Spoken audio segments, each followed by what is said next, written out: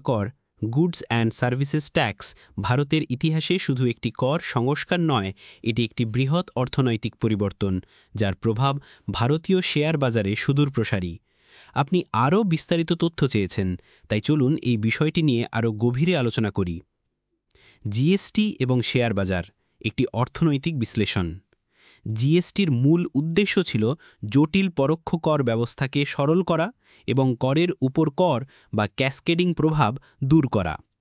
Cascading প্রভাব হল যখন একটি পণ্যের ওপর একাধিকবার কর আরোপিত হয়, যার ফলে তার চূড়ান্ত দাম অনেক বেড়ে যায়। জিএসটি এই সমস্যা দূর করেছে, যার ফলে কোম্পানিগুলোর উৎপাদন খরচ কমেছে এবং পণ্যের দামও কমেছে। শেয়ার বাজারের বিনিয়োগকারীরা এই পরিবর্তনকে অত্যন্ত ইতিবাচকভাবে দেখছেন, কারণ এর সরাসরি প্রভাব পড়ে কোম্পানিগুলোর লাভজনকতা বা প্রফিটেবিলিটি এবং রাজস্ব বা রেভিনিউ এর উপর। কোন সেক্টরগুলো সবচেয়ে বেশি লাভবান হয়েছে? জিএসটি বিভিন্ন সেক্টরকে ভিন্ন ভিন্নভাবে প্রভাবিত করেছে। বিনিয়োগকারীদের জন্য কোন খাতে বিনিয়োগ করা লাভজনক তা বোঝার জন্য এই প্রভাবগুলো জানা জরুরি। ভোক্তা পণ্য, এফএমসিজি। জিএসটির অন্যতম প্রধান সুবিধাভোগী হল দ্রুত বিক্রি হওয়া ভোগ্যপণ্য বা এফএমসিজি খাত। এই খাতে সাধারণত করের হার ছিল বেশি।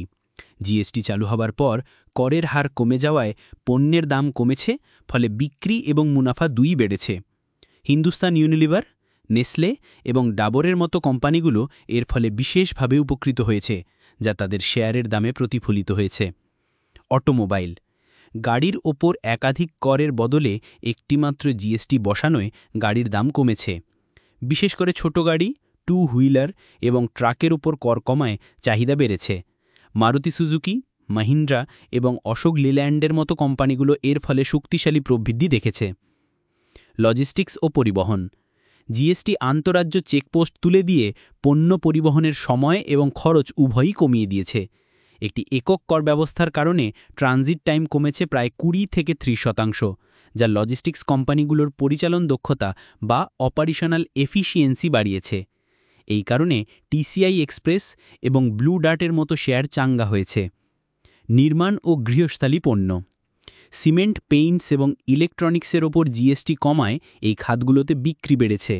এর ফলে আল্ট্রাটেক সিমেন্ট এবং এশিয়ান পেইন্টসের মতো কোম্পানিগুলো লাভবান হয়েছে। চ্যালেঞ্জ এবং দীর্ঘমেয়াদী প্রভাব, জিএসটির কিছু চ্যালেঞ্জও ছিল। প্রথম দিকে জিএসটি পোর্টালের জটিলতা এবং নিয়ম মেনে চলার অতিরিক্ত খরচ ক্ষুদ্র এবং মাঝারি শিল্প বা এসএমইগুলোর জন্য সমস্যা তৈরি করেছিল। এর ফলে কিছু ছোট কোম্পানির শেয়ারের ওপর নেতিবাচক প্রভাব পড়েছিল। তবে দীর্ঘমেয়াদী দৃষ্টিকোণ থেকে জিএসটি ভারতীয় অর্থনীতির জন্য একটি শক্তিশালী কাঠামোগত সংস্কার।